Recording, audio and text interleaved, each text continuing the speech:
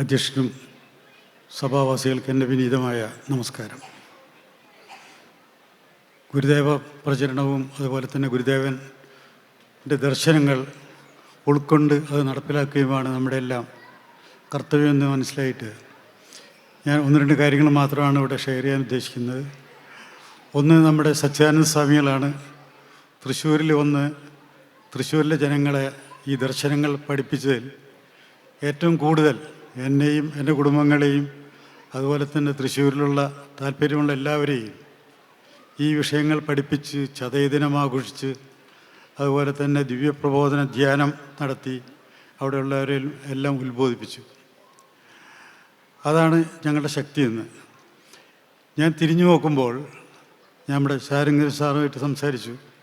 ഗുരുദേവൻ കാര്യങ്ങൾ പറയും, സാമ്പത്തികം, അറിവ് ഉണ്ടാക്കുക, അതുപോലെ തന്നെ സാമ്പത്തികം എന്നുള്ള കാര്യത്തിൽ ഇവിടെ ഇപ്പം നടന്ന പോലെ ഈ ഒരു സ്ഥലം വാങ്ങിക്കാൻ സാമ്പത്തികം വേണം.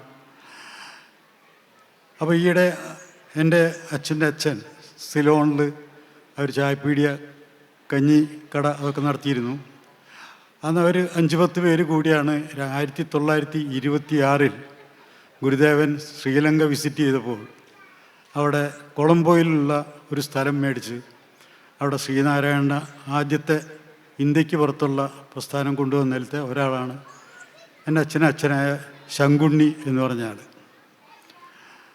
അപ്പോൾ അതൊരു ചരിത്ര സംഭവമാണ്. ഞങ്ങളോട് ചിലർ ചോദിക്കാറുണ്ട്, നിങ്ങൾക്ക് എങ്ങനെയാണ് ഈ അനുഗ്രഹം? പറഞ്ഞൊരു മഹാഗുരുവിൻ്റെ അനുഗ്രഹമുണ്ട്, അതാണ് ഞങ്ങളൊക്കെ എന്തൊക്കെ വീഴ്ചയുണ്ടായാലും വീണ്ടും എഴുന്നേറ്റ് നിവർന്നു നിൽക്കുന്നതെന്ന് പറഞ്ഞു. ഇനി രണ്ടാമതെന്ന് പറയാൻ ഞാൻ ഉദ്ദേശിക്കുന്നത് ഈ മൈക്രോ ഫൈനാൻസ്, അതിൻ്റെ തുടക്കം എങ്ങനെയാണ്? ഗുരു മറ്റുള്ളവരോട് പറഞ്ഞു, പണമില്ല ഞങ്ങൾക്ക്, അപ്പോൾ ഈ നിൽക്കുന്ന നിങ്ങളുടെ അധ്വാനമാണ് പണം, നിങ്ങളാണ് പണം എന്ന് പറഞ്ഞ് ഉദ്ബോധിപ്പിച്ചിട്ടാണ് ഗുരു പ്രവർത്തിച്ചുകൊണ്ടിരുന്നത്. അതിൻ്റെ വെളിച്ചത്തിൽ 1928 മുമ്പ് തന്നെ കുറുക്കഞ്ചേരിയിൽ വെച്ചാണ് ധർമ്മസംഘം രജിസ്റ്റർ ചെയ്യുന്നത്, സന്യാസ സംഘം. അതിന് കുറച്ചുകൂടി മുമ്പ് ആ കുറുക്കഞ്ചേരി ആശ്രമത്തിൽ തന്നെ വെച്ചാണ് ഗുരുദേവ ഒരു ചിട്ടി കമ്പനി പോലെ തുടങ്ങിയത്. അത് പിന്നെ ഗുരുദേവ ട്രേഡിംഗ് കോർപ്പറേഷനായി. ഉദ്ദേശം ഇതായിരുന്നു, 1 റുപ്യ, 5 റുപ്യ, 10 റുപ്യ മുതലായത് ഒരു 50 ആളിൽ നിന്ന് 100 ആളിൽ നിന്ന് മേടിച്ചിട്ട് ഒരാൾക്ക് കൊടുക്കുന്ന ചിട്ടി പ്രസ്ഥാനം. അത് അന്ന് ഗുരുദേവൻ തുടങ്ങിയതാണ്. ആ തുടങ്ങിയ ഗുരുദേവൻ്റെ പ്രസ്ഥാനത്തിൽ ഇന്നത് ഗുരുവിജയ ട്രേഡിംഗ് കമ്പനി ഇല്ലാത്തതുകൊണ്ട് ഇന്ന് ഗുരുവിജയ കുറിക്കമ്പനിയായിട്ട് നിൽക്കുകയാണ്. ഉദ്ദേശം ഇതാണ്, പണം ആവശ്യമുള്ളവരെ കൊടുത്ത് സഹായിക്കുക, അവരെ കൊണ്ട് കുറച്ചായിട്ട് ഇൻസ്റ്റാൾമെൻറ്റായി തിരിച്ചു വാങ്ങിക്കുക.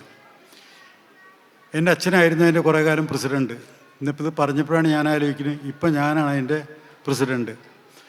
അങ്ങനെ കൊല്ലങ്ങളായിട്ട് ഇതിങ്ങനെ നടന്നു വരികയാണ്. അപ്പോൾ ഇതിൻ്റെ മഹത്തായ ഉദ്ദേശം ആ ഗുരുവിൻ്റെ ദർശനം ഉൾക്കൊണ്ട് അറിവുണ്ടാക്കി നമ്മൾ പ്രവർത്തിക്കുമ്പോൾ ഗുരുവിൻ്റെ അനുഗ്രഹം കൊണ്ട് ഈ 104 വർഷം ആയി നടക്കുന്ന 104ാമത്തെ വാർഷികം കഴിഞ്ഞു. അപ്പോൾ അത് ഇന്നും നിലനിൽക്കുന്നത് ആ ഒരു ശക്തി ഒന്നുകൊണ്ട് മാത്രമാണ്. നമുക്ക് തുടക്കത്തിൽ നമുക്ക് അറിയില്ല എന്നാണ്, പക്ഷേ ഈ ദർശനം ഉൾക്കൊണ്ടാൽ ആ പ്രചോദനം എന്നും വന്നുകൊണ്ടേയിരിക്കും. അപ്പോൾ നമുക്കെല്ലാം ഗുരുവിൻ്റെ ദർശനം ഉൾക്കൊണ്ട് ലോകത്തിൻ്റെ ഇപ്പോഴത്തെ ഏറ്റവും പ്രധാനം സമാധാനം ആവശ്യമുണ്ട്. അതുപോലെ തന്നെ അത് മാത്രമേ നമുക്ക് സന്തോഷം പ്രദാനം ചെയ്യുകയുള്ളൂ. അപ്പോൾ സമാധാനത്തിനും സന്തോഷത്തിനും നമ്മുടെ ഉയർച്ചയ്ക്കും നമ്മുടെ ഇവിടുത്തെ ഈ ഹാർമണി, ഇതിൻ്റെ ലക്ഷ്യങ്ങൾ എല്ലാം ഇത് തന്നെയാണ് എഴുതി വച്ചിരിക്കുന്നത്. അതിലേക്ക് നമുക്കെല്ലാം ഒത്തൊരുമിച്ച് പ്രവർത്തിക്കാം.